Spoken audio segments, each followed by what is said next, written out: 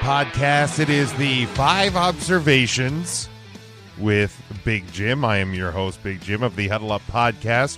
You can always catch us on Tuesdays live right here on Huddle Up Podcast, Facebook.com/Huddle Up Podcast, Twitter @Huddle Up Podcast, and on YouTube @Huddle Up Podcast. If you are not subscribed on all of those channels, as well as our podcast feed, find the link tree on our social media, and you will get connected to us so you never miss an episode.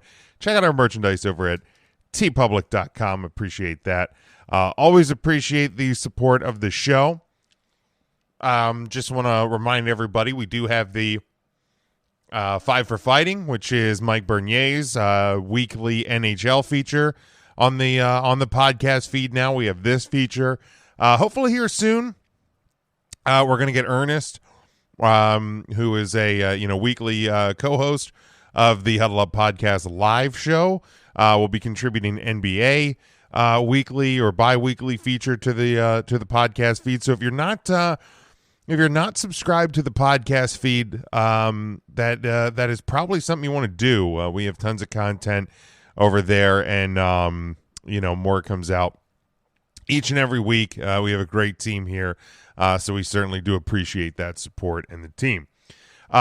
Just after midnight, Saturday night into Sunday, November the 19th into November the 20th, we're getting ready for Thanksgiving week. We will still be live, though, so nothing changing on our end for Huddle Up Podcast this week. So get ready for that this upcoming week. So here are my 5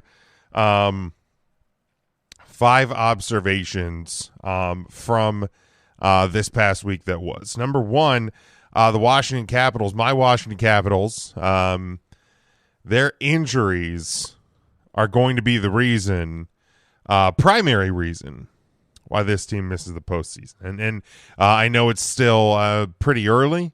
I'm usually one of those people that is like, do not overreact to like early season successes or failures. But we're over a month into the season now, and the Capitals. What was the stat I saw earlier? I'm gonna pull it up here. The Capitals now have lost, I believe it's 4 games in a row. They are. I mean, it is just the 4-0 loss tonight to the Avalanche. Capitals have lost 9 of their last 11. They've lost 4 in a row. The Washington Capitals currently are, can you free fall if you were at the bottom to begin with? That's a question I'd like to hear. But the Capitals currently second to last place in the Metropolitan Division with 17 points. They're 7-10-3. To start the season in the conference overall, the Eastern Conference. They are 4th to last as they sit only above 7-11-0 Buffalo, 6-10-1 Ottawa, and 6-10-1 Columbus. So even those Philadelphia Flyers, if you go back to the NHL season preview show that I did with Mike Bernier here on the feed, the Flyers, who we were painting as going to be one of the worst teams in the league, currently sits 7-7-4, 1 point above the Washington Capitals. That's with 2 games in hand, by the way. The Capitals have played 20, the Flyers have played 18. So I mean, they're basically a quarter of the way through their season. The Capitals are, and I mean, just the number they're nearing. At or above now, 100-man games lost to injury. Just an absolute, and I mean they've been missing T.J. Oshie, they've been missing Tom Wilson, Nicholas Backstrom, they missed John Carlson for a little while. Hagelin's still out, Brown's still out. They're missing a lot of the important parts of their roster. They're basically, they're a very young roster at this point, with faces from AHL Hershey, but it's disheartening when you're seeing just 4 years after a Stanley Cup victory, that feels like it's a decade or more past. They are not where they should be. I think Peter Laviolette, although with all the injury issues, there's only so much that he can do as a head coach. But I feel like he should also probably be on the chopping block, or that should be under consideration. The Capitals have not dramatically improved with him as head coach. And obviously this year the bottom has completely falling out. But really, so if nothing changes in the next 5-10 games, I think those calls for Laviolette's job, despite all the injury issues, are going to get louder and louder and louder. Hope maybe to the point where the Capitals organization has no choice but to oblige and listen to the call.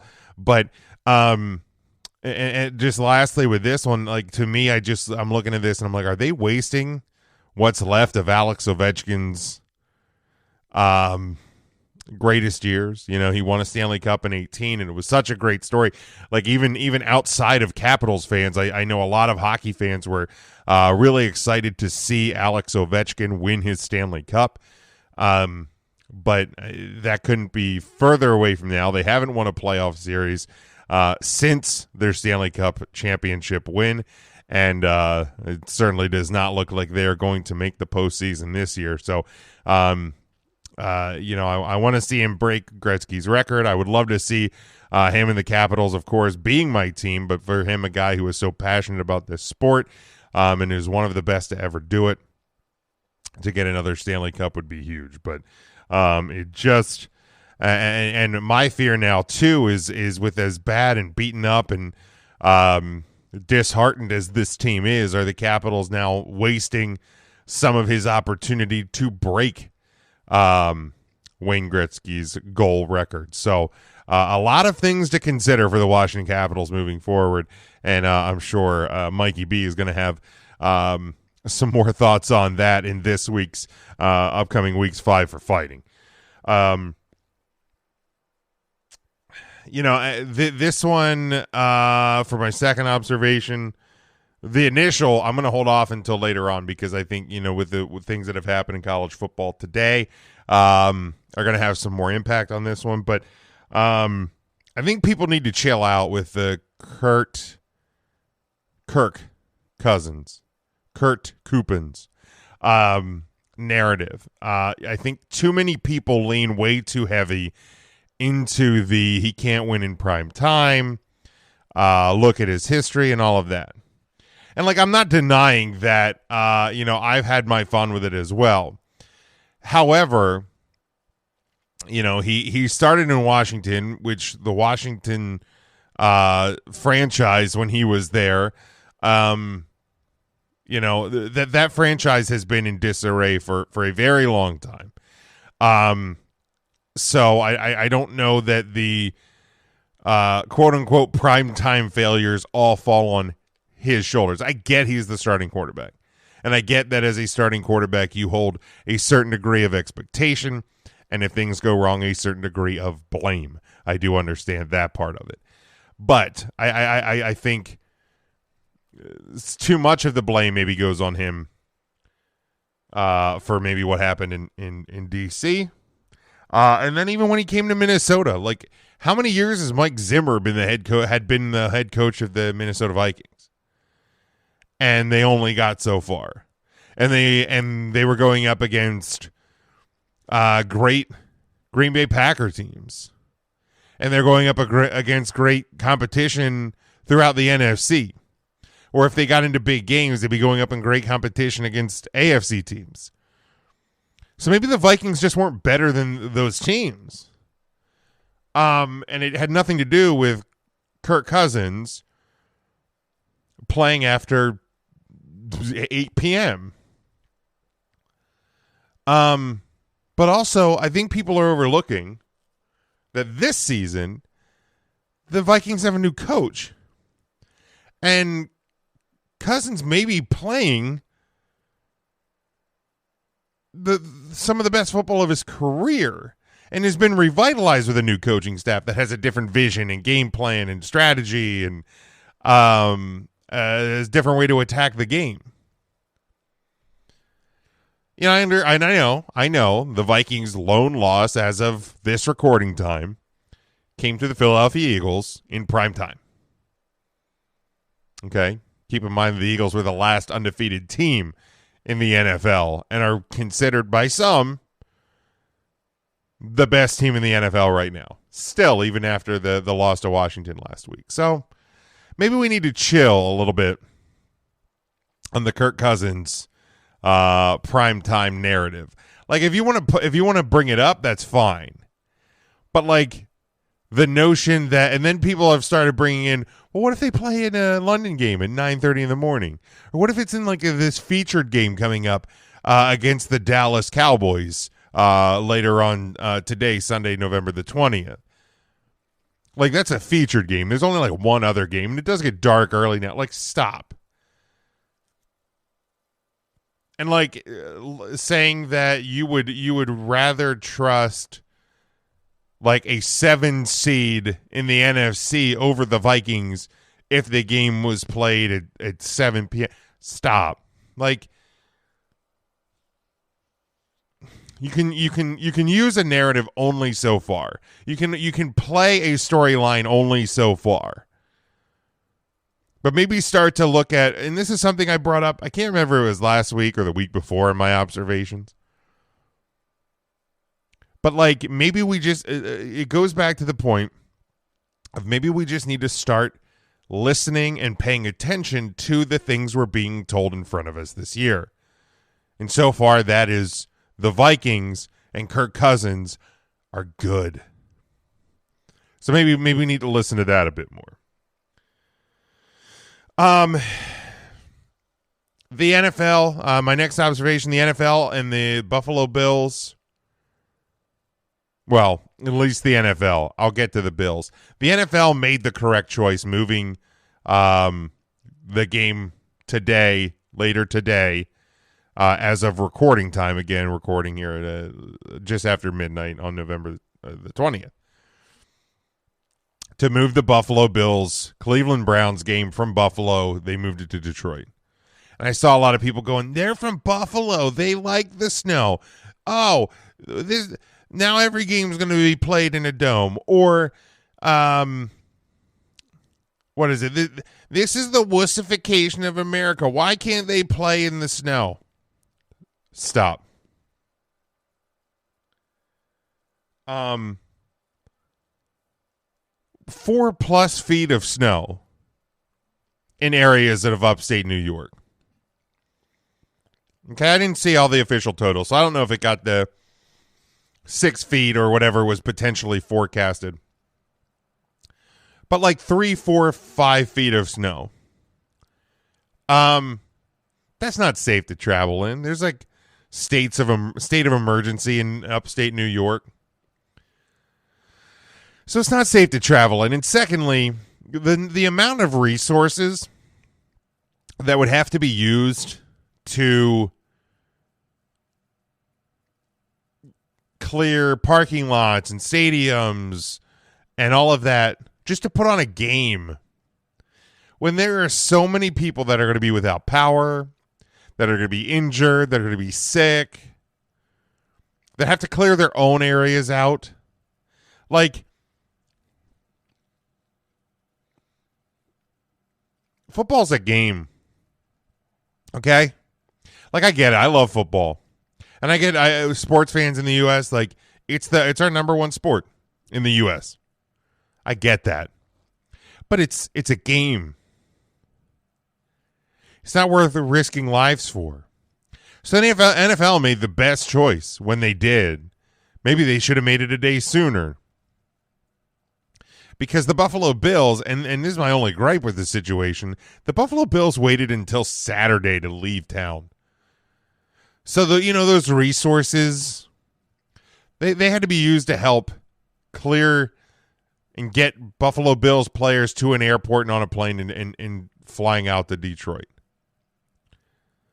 I saw Buffalo residents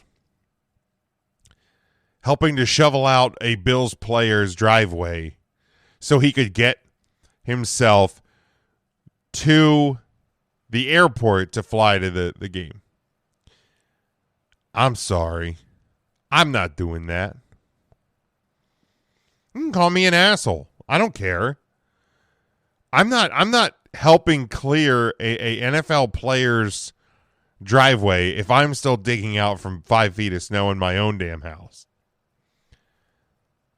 Like the overvaluing of sports was well on display this week from people. The game should have been moved, and I'm glad it was. The Bills should have left Buffalo when the game was moved. They should have been able to. They should have been planning. They should have already had a plan in place with the forecast that's been talked about for like over a week now. They should have had a plan in place and went, "Hey, if this gets moved, we are moving and we are getting out of here before it's unsafe to do so." But yeah, the NFL made the right move. My last two are kind of connected to each other, but I'll start here. College football fans way overvalue Ohio State and LSU.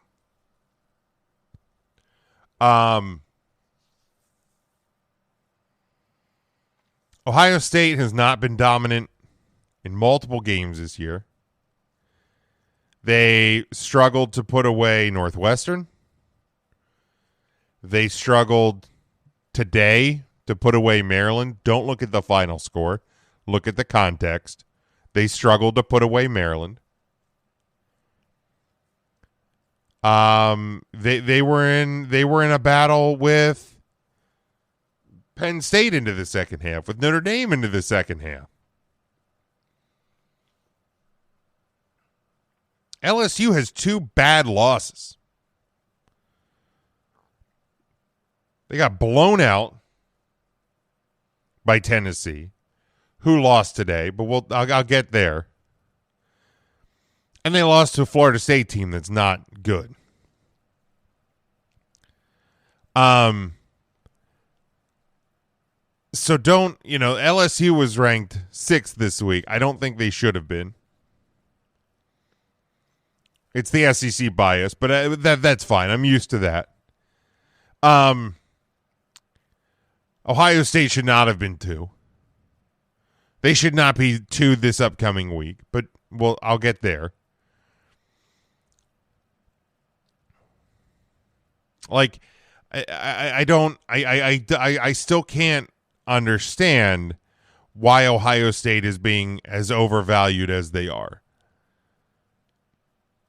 Like LSU they got boosted because they beat Alabama, even though this Alabama team is not what we've come to know as Alabama. But that helped LSU so far up to this point. They're going to have to prove it here soon, and so is Ohio State a week from today. But people love to overvalue these teams. And lastly, and I talked about Tennessee losing, Michigan and Ohio State got at least part of the help they needed today. Because the big discussion, and they said it on the rankings show last week and 2 weeks ago, that if it comes down to it, whoever loses the Michigan-Ohio State game is probably going to be out of the playoff picture because of Tennessee will find their way in. Because they were just outside. They were at number 5, just out waiting for somebody to fall. Well, while they were waiting for somebody to fall, Tennessee today lost. And Tennessee didn't just lose. Tennessee got their asses kicked. Tennessee, going into their game against unranked South Carolina was a 21-point favorite. Number 5 Tennessee was a 21-point favorite. They lost today 63-38.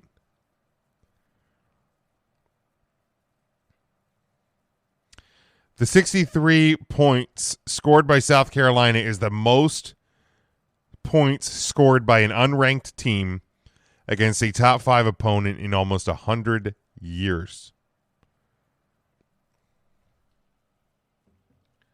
Tennessee's done. Okay, so they are done.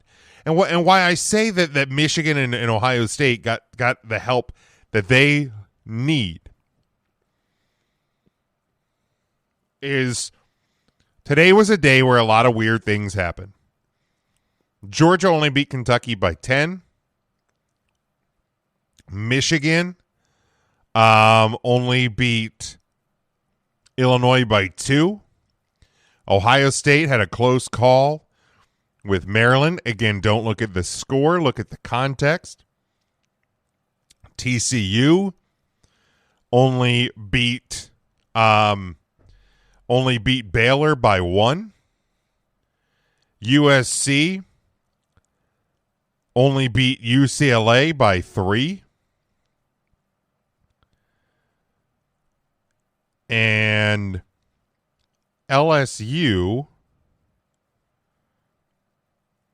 they beat up UAB today by 31. Okay, so LSU is the outlier in the top 7 this week with a big win. But what everybody was saying is assuming Georgia wins out, TCU wins out, and whoever wins Michigan and Ohio State wins the Big Ten title game the following week. You have 3 out of your 4. So then it comes down to, does a one-loss, the loser of Ohio State, Michigan, or a one-loss Tennessee team, or a one-loss, let's call them a one-loss Pac-12 champion in USC? Who do you pick from those? I mean, does a loss to the number 2 team in the country weigh more than a team in the Pac-12? Sure, okay, let's play that game. So USC's gone. So now what? Does Tennessee's one loss to Georgia, like, is that the one? Or is it one loss Michigan, Ohio State, who only lost to themselves? But then you look at resumes and you see that Tennessee beat, a Pitt team that was ranked at the time shouldn't have been ranked. Florida team ranked at the time shouldn't have been ranked. But they beat LSU. They beat Alabama. Okay. So that was the big debate. Is it a one-loss Michigan or Ohio State or a one-loss Tennessee? You don't have to worry about that anymore. So now you go back again. Is it a one-loss Michigan or Ohio State, or is it a one-loss Pac-12 champion USC? Does the committee overweigh the conference title win, or does it overlay the fact that USC has a worse loss than Michigan or Ohio State would? Because Michigan and Ohio State are 11-0. They're going to be 2-3 this week. It doesn't set themselves up any better than that. I think you got to keep it close. But if you can do that, then I think there's potential to have an argument now that Tennessee is gone for a one-loss Michigan or Ohio State team to get in over USC.